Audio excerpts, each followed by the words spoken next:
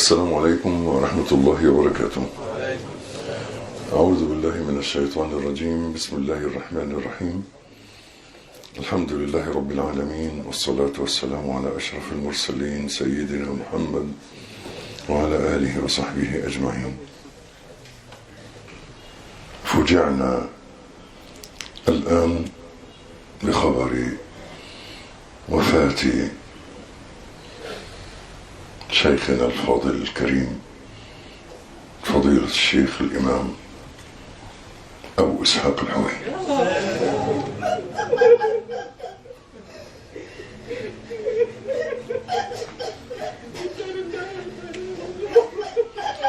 ومات الشيخ، مات أخي وصديقي وحبيبي وصاحبي، مات الشيخ. الحقيقة أنني والله لا أدري ماذا أقول. اللهم إنك سبحانك ترى مكاننا وتسمع كلامنا وتعلم سرنا وعلانيتنا، ولا يخفى عليك شيء من أمرنا. لا أدري ماذا أقول غير أني أقول كما قال النبي صلى الله عليه وسلم: إن العين لتدمع وإن القلب ليحزن وإنا على فراقك يا أبا إسحاق لمحزونون. ولا نقول إلا ما يرضي الرب، إنا لله وإنا إليه راجعون. اللهم أجرنا في مصيبتنا واخلفنا خيرا منها. اللهم ارحمه رحمة واسعة، اللهم تغمده بواسع رحماتك. مات الشيخ.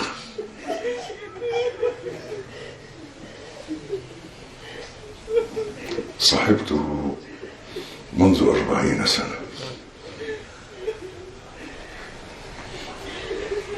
وما عرفته إلا رجلا صالحا. مات أخي الشيخ حجازي ابن محمد شريف أبو إسحاق الحويني. شق طريقه في مصطلح الحديث بأظافره، بعرقه ودمه. عرفته منذ كان شابا صغيرا، كان يسكن في منطقة منشية نصر، شق على السطوح الصغيرة بالصفيح، وكان يعمل يومها في كتاب غوث المجدود. ويومها كان قد قطع مسافة في مصطلح الحديث أيضا، لكن الذي أشهد لله به أن هذا الرجل ما عرفته إلا رجلا صالحا طيبا على الفطرة، كما هو منذ خرج من قريته حوين في كفر الشيخ، كما هو عاشها يبحث بنفسه ويغوص في أعماق الكتب. أسأل الله أن يرحمه رحمة واسعة، وأن يجعل هذه الليلة خير ليالي. اللهم اغمره برحماتك وبركاتك وعفوك ورضوانك.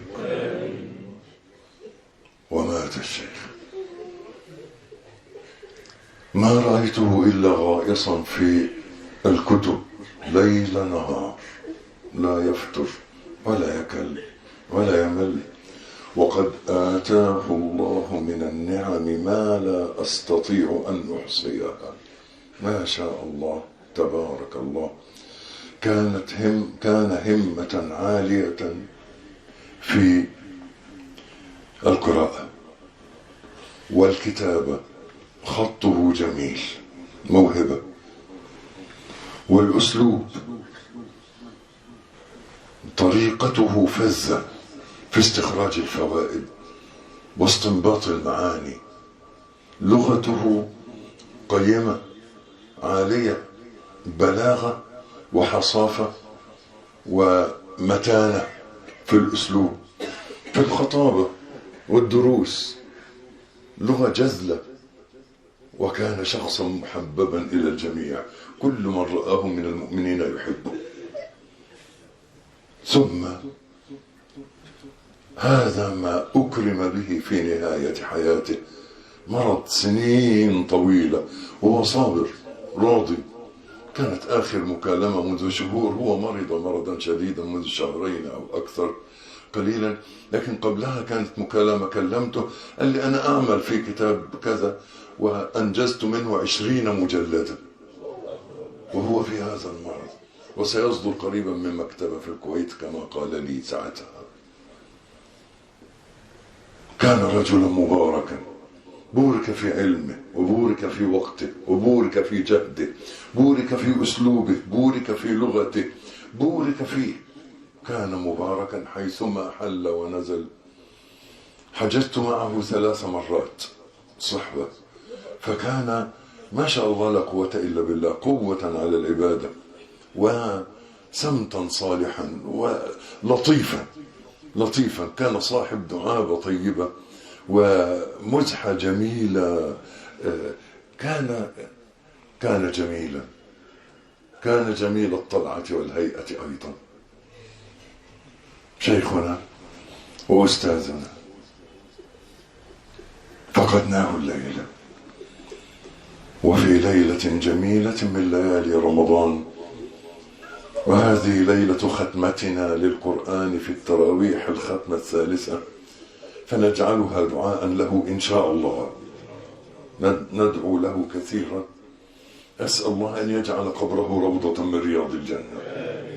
هذه كلمة مختصرة سريعة الآن، هو يستحق أكثر من هذا، وله جميل علي وعلى الأمة في مصطلح الحديث والدفاع عن السنة وحمل راية السنة. كان إلى جانب حديثه له فقه متين، وله اجتهاد لطيف في علوم كثيرة. كان محبا للقرآن أيضا، كان محبا للشيخ المنشاوي ويحب يسمعه، وجمع عنده أول من رأيت عنده المصحف المجود للمنشاوي كاملا، وكان يسمعه كثيرا ويكثر من سماعه، ويسعد ويستخرج فوائد ويتعمق ويغوص في معاني القرآن من خلال أداء المنشاوي رحمه الله أيضا. الشاهد، كان الشيخ جامعا لخير كثير، ومات الشيخ وانهدم ركن من أركاني. وكنت قريبا من 2 أو 3 والله أقول في نفسي إذا انفرط هذا العقد فسينفرط كله، فأسأل الله أن يلحقني به على الإيمان الكامل. كنت أحب أن أسبقه، ولكن هو دائما يسبقني رحمه الله تعالى. وختاما أقول أني أشهد لله، والله أعلم بالبواطن والسرائر والضمائر، لكن ما رأيته ظاهرا من الشيخ رحمه الله رأيته صابرا، علمته شاهدته صابرا راضيا على أمراض شديدة عجيبة كثيرة. فاللهم إني أحتسبه عندك شهيدا، اللهم اكتبه في الشهداء، اللهم تقبله في الشهداء، اللهم اتخذه في الشهداء. فقد مات بأدواء البطن كلها، كان يعاني منذ سنين طويلة من قضية الكبد، ثم جدت قضية الكلى، ويغسل منذ سنين، وما رأيته بعيني في ظاهره إلا صابرا راضيا لا يتحدث بألم ولا يشكو هما وحزنا. هذا ما رأيته منه، فاللهم أجره على صبره وأعل درجته في الصابرين واقبله عندك في الشهداء. اللهم إني أسألك أن ترحمه رحمة من عندك تغنيه بها عن رحمة من سواك، وأن ترفع في الجنة درجته بصبره، وأن ترزقه أجر الصابرين الذين يوفون بغير حساب. اللهم اغفر له وارحمه وعافه واعف عنه. اللهم أكرم نزله، وسع مدخله، واغسله بالماء والثلج والبرد، نقه من الذنوب والخطايا كما ينقى الثوب الأبيض من الدنس. اللهم ارفع في الجنة درجته. اللهم شفع فيه حبيبك محمدا. اللهم اجعل جليسه العمل الصالح. اللهم ثبته عند سؤال الملكين. اللهم خفف عنه ضغطة القبر. اللهم افتح له بابا إلى الجنة وافرش له من الجنة. اللهم اجعل روحه في حواصل طير خضر تسرح في الجنة. اللهم إنا نسألك أن ترفع درجته في الجنة، آنس في القبر وحشته، وارفع في الجنة درجته. اللهم احشره مع حبيبك محمد صلى الله عليه وسلم. اللهم إنا نسألك أن تجعله في الفردوس الأعلى من الجنة. اللهم واحفظ ذريته من بعده، وانشر علمه واحفظ علمه في الناس، وانفعه به واجعله في موازين حسناته. اللهم والحقنا به على الإيمان الكامل وعدلنا بذلك. وصلى الله وسلم.